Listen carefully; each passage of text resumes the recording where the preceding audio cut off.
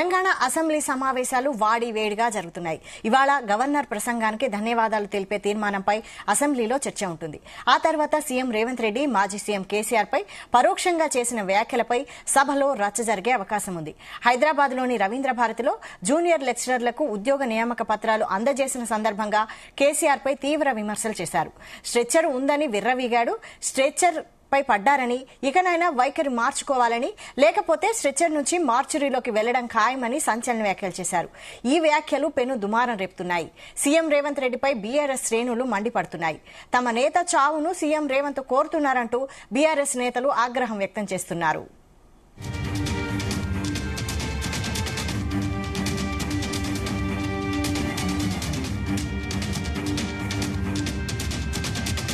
మీరు మాకు స్ట్రెచర్ ఉందని అనుకుంటే ఆ స్ట్రెచర్ ఉందని విర్రవీగితే స్ట్రెచర్ మీదకి పంపించారు.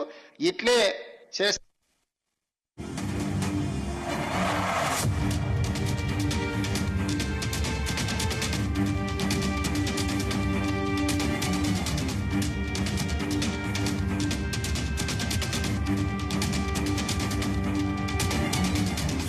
ఇదే అంశంపై మరిన్ని డీటెయిల్స్ బ్యూరో చీఫ్ నరేందర్ అందిస్తారు. నరేందర్, నిన్న మనం చూసాం అసెంబ్లీ బడ్జెట్ సమావేశాలు ప్రారంభం రోజే గవర్నరు ఉభయ సభలను ఉద్దేశించి మాట్లాడారు. నిన్న మాజీ ముఖ్య ప్రతిపక్ష నేత కేసీఆర్ తో పాటు ముఖ్యమంత్రి, అదేవిధంగా అందరు మంత్రులు హాజరయ్యారు. ఈ రోజు రెండో రోజు బడ్జెట్ సమావేశాలకు సంబంధించి గవర్నరు ప్రసంగానికి ధన్యవాదాలు తెలిపే తీర్మానం ఈ రోజు ఉంటుంది. దీనికి సంబంధించి తీర్మానాన్ని విప్ ఆది శ్రీనివాస్ ప్రవేశపెడతారు. దాన్ని వేముల వీరేశం కాంగ్రెస్ ఎమ్మెల్యే దాన్ని కొనసాగిస్తారు. అయితే ఈ రోజు చాలా హాట్ గా కొనసాగే అవకాశం ఉంది. నిన్న మనం చూసాం, నిన్న అసెంబ్లీ బడ్జెట్ సమావేశాలు అయిపోయి ముగిసిన తర్వాత మధ్యాహ్నం తర్వాత ముఖ్యమంత్రి రేవంత్ రెడ్డి రవీంద్ర భారతిలో చేసినటువంటి కామెంట్స్ ఏదైతే ఉన్నాయో మాజీ ముఖ్యమంత్రి కేసీఆర్ ఉద్దేశించి చేశారన్నటువంటి ఆరోపణలు పెద్ద ఎత్తున బీఆర్ఎస్ పార్టీ సోషల్ మీడియాలో పెడుతోంది. దానికి రివర్స్ కౌంటర్ గా కాంగ్రెస్ వాళ్ళు కూడా చేస్తున్నారు. గతంలో కేసీఆర్ కూడా ఇంతకు రెట్టింపు మాట్లాడారు అన్నటువంటి ఆరోపణ కూడా వాళ్ళు చేస్తున్నటువంటి సందర్భం. అదే సమయంలో రేవంత్ రెడ్డి చేసినటువంటి వ్యాఖ్యలు దాంట్లో తప్పేం లేదని కూడా కాంగ్రెస్ వాళ్ళు సమర్థించుకుంటున్నటువంటి పరిస్థితి. ఏదైనా కూడా నిన్న చేసినటువంటి కామెంట్స్ పై దుమారం రేపే అవకాశం ఉంది. ఈ రోజు సభలో ఖచ్చితంగా బీఆర్ఎస్ వాళ్ళు నిరసన కార్యక్రమాలు చేస్తారు. ఇప్పుడు మరి కాసేపట్లో కౌశిక్ రెడ్డి మీడియా పాయింట్ లో కూడా మాట్లాడతారు. దాని తర్వాత నిరసన కార్యక్రమాలు చేయాలనేటువంటి ఆలోచన కూడా చేస్తున్నట్టుగా తెలుస్తోంది. ఎందుకంటే నిన్న మనం చూసాం, నిన్న గవర్నర్ ప్రసంగం తర్వాత సిఎల్పి మీటింగ్ జరిగింది. సిఎల్పిలో వాళ్ళు నిర్ణయాలు తీసుకోవడం జరిగింది. అదే సమయంలో బీఎస్సీ జరిగింది. బీఎస్సీలో ఈ నెల 27 దాకా కూడా అసెంబ్లీ సమావేశాలు, అదే మండలి సమావేశాలు కొనసాగించాలన్నటువంటి నిర్ణయానికి వచ్చారు. బట్ అందరూ విధిగా హాజరు కావాలని కూడా అటు ప్రతిపక్ష లీడర్ గానీ, అదేవిధంగా అధికార పక్షం నుంచి ముఖ్యమంత్రి గాని ఖచ్చితంగా విధిగా అందరూ హాజరు కావాల్సిన అవసరం ఉందని కూడా చెప్పడం జరిగింది.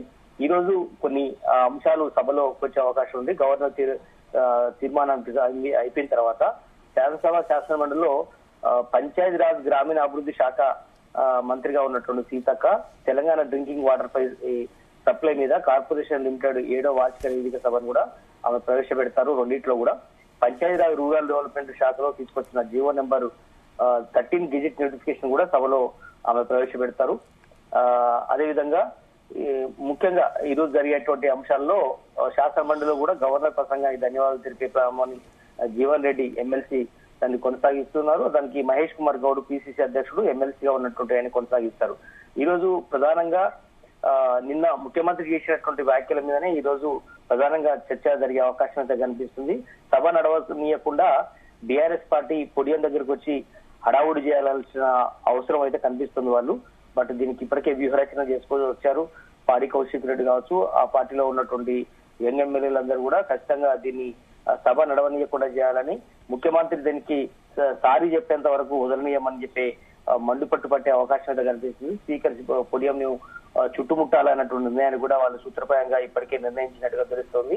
ఒక మాజీ ముఖ్యమంత్రి 9 సంవత్సరాలు ముఖ్యమంత్రిగా పనిచేసినటువంటి వ్యక్తి, తెలంగాణ తీసుకొచ్చినటువంటి వ్యక్తి, ఉద్యమాన్ని నడిపించినటువంటి వ్యక్తి తమ లీడర్ ని ఈ రకంగా అవమానించడం ఎంతవరకు కరెక్ట్ అంటూ కూడా వాళ్ళు గట్టిగానే సోషల్ మీడియాలో పెడుతున్నారు. ఈరోజు సభలో కూడా దీని మీదనే చర్చ తీసుకురావాలని కూడా వాళ్ళు చెప్తున్నారు. ఎందుకంటే రాష్ట్రంలో వాస్తవానికి బీఆర్ఎస్ పార్టీ చాలా అంశాల మీద ఈ రోజు ప్రిపేర్ అయి ఇచ్చింది.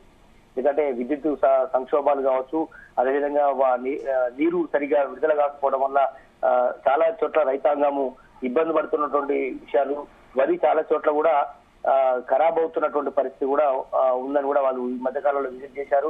అదేవిధంగా భూ సేకరణకు సంబంధించి కావచ్చు, లేదంటే అక్రమంగా ల్యాండ్ గుంజుకోవడం లాంటి విషయాలు, రగచాట్ల లాంటి ఇష్యూస్ కావచ్చు, అదేవిధంగా విదేశాలకు వెళ్ళి వచ్చినటువంటి ముఖ్యమంత్రి రేవంత్ రెడ్డి రాష్ట్రానికి ఏం తీసుకొచ్చాడు అవేదో బయట పెట్టాలని కూడా గట్టిగానే నినదీయాలని అనుకున్నారు. కానీ నిన్న చేసినటువంటి వ్యాఖ్యల నేపథ్యంలో బీఆర్ఎస్ పార్టీ తప్పుదప్పడుతోంది. ఎందుకంటే స్టేచర్ కలిగినటువంటి వ్యక్తులు స్టేచర్ మీదకి వెళ్ళినటువంటి విషయాన్ని మనం చూసాం. వాళ్ళు త్వరలోనే శ్మశానానికి వెళ్తారన్నట్టుగా ఇండైరెక్ట్ గా ఆయన కేసీఆర్ ని ఉద్దేశించినట్టుగా ఆ పదాలు ఉన్నాయంటూ వాళ్ళు చెప్తున్నారు బహిరంగంగానే. బట్ చూడాలి దీని మీద సభ మరి నడిచేటట్లు బీఆర్ఎస్ వాళ్ళు వ్యవహరిస్తారా, మరి బీజేపీ వాళ్ళు కూడా ఇదే రకమైనటువంటి వ్యూహంతో ఉన్నారు. నిన్న గవర్నర్ ప్రసంగించినటువంటి కాపీ ఏదైతే ఉందో అది పూర్తిగా కాంగ్రెస్ పార్టీ కరపత్రం లాగానే ఉంది తప్ప ఆయన వ్యాఖ్యలు ఉన్నట్టుగా కూడా ఎక్కడ లేదు. ఉన్నాయి లేనట్టుగా, లేని ఉన్నట్లుగా చూపించారు గవర్నర్ తప్ప ఎక్కడ కూడా అంతా మసిమూసి మాడికాయలుగా చేసినటువంటి పరిస్థితి ఉందని కూడా బీజేపీ వాళ్ళు కూడా చెప్తున్నారు. బట్ వాస్తవానికి అనుగుణంగా మాట్లాడాల్సిన అవసరం ఉంది. చాలా స్కీములు ప్రవేశపెట్టాము, 6 గ్యారంటీలు చాలా అద్భుతంగా నడుస్తున్నాయని గొప్పలు చెప్పే విధంగా గవర్నర్ ప్రసంగం ఉంది. దాంట్లో ప్రజెంట్ ఏది కూడా పెద్దగా చక్కగా నడవట్లేదంటూ బీజేపీ వాళ్ళు కూడా పార్టీకి సంబంధించిన ఎల్పీ లీడర్ మహేశ్వర్ రెడ్డి కూడా మాట్లాడారు, మనం విన్నాం. బట్ బీజేపీ నుంచి కానీ ఇప్పుడు బీఆర్ఎస్ కానీ సిపిఐ కూడా ఇదే అంశాన్ని లేవనెత్తే అవకాశం అయితే ఈ రోజు కనిపిస్తుంది. వాడివేడిగా ఈ రోజు రెండో రోజు సభ గట్టిగానే నడిచే అవకాశం కనిపిస్తుంది. నరేందర్, మరి ఈ రోజు అసెంబ్లీకి మాజీ సీఎం కేసీఆర్ హాజరయ్యే అవకాశం ఉందా? వాస్తవానికి మొన్న డిసైడ్ చేశారు బీఆర్ఎస్ ఎల్పీ సమావేశంలో కేసీఆర్ అటెండ్ అయ్యి నేను సభలో ఖచ్చితంగా హాజరవుతాను అన్నటువంటి విషయం మీద ఆ రోజు చెప్పారు. అన్నట్టుగానే మొదటి రోజు సభకు వచ్చారు నిన్న గవర్నర్ ప్రసంగంలో. వాస్తవానికి గవర్నర్ ప్రసంగం సమయంలో అటు అపోజిషన్ లీడర్ మాట్లాడేది ఏముండదు, ముఖ్యమంత్రి కూడా మాట్లాడేది ఏముండదు. గవర్నర్ పూర్తిగా 40 నిమిషాల పాటు ప్రసంగం మాట్లాడతారు, అయిపోతుంది కాబట్టి ఆయన వచ్చారు. బట్ ఈ రోజు గవర్నర్ తీర్మానానికి ధన్యవాదాలు తెలిపే కార్యక్రమంలో ముఖ్యమంత్రి మాట్లాడొచ్చు, ప్రతిపక్ష లీడర్ మాట్లాడతారు, మంత్రులు మాట్లాడతారు. ఈ రోజు మరి రావాల్సి ఉండే మరి వస్తాడా రాడా ఇంతవరకు క్లారిటీ లేదు. మనకున్న సమాచారం ప్రకారం కేసీఆర్ ఈ రోజు సభకు రావట్లేదు అన్నటువంటి సమాచారం అయితే తెలుస్తోంది. మరొక రోజు 19th నాడు బడ్జెట్ సమావేశం ఉంది, బడ్జెట్ ప్రవేశపెట్టే అవకాశం ఉంది నేపథ్యంలో బట్టి విక్రమార్క ఆ రోజు కూడా పెద్దగా మాట్లాడేది ఉండదు. ఎందుకంటే ఆ రోజు పూర్తిగా బట్టి విక్రమార్కనే మాట్లాడతారు కాబట్టి ఆ రోజు కేసీఆర్ వచ్చి సభలో కూర్చుంటారు అన్నటువంటి మనకు సమాచారం అయితే ఉంది. ఇట్లా 1-2 రోజులు మాత్రమే ఈ రోజు బడ్జెట్ సమావేశాలకు వచ్చే అవకాశం ఉంది తప్ప పూర్తి స్థాయిలో కేసీఆర్ సభకు వచ్చే అవకాశం అయితే మనకు కనిపిస్తలేదు. కేటీఆర్ కూడా మొన్న చిట్చాట్లో కూడా మాట్లాడారు, తన ప్రెస్ మీట్ లో కూడా మాట్లాడాడు.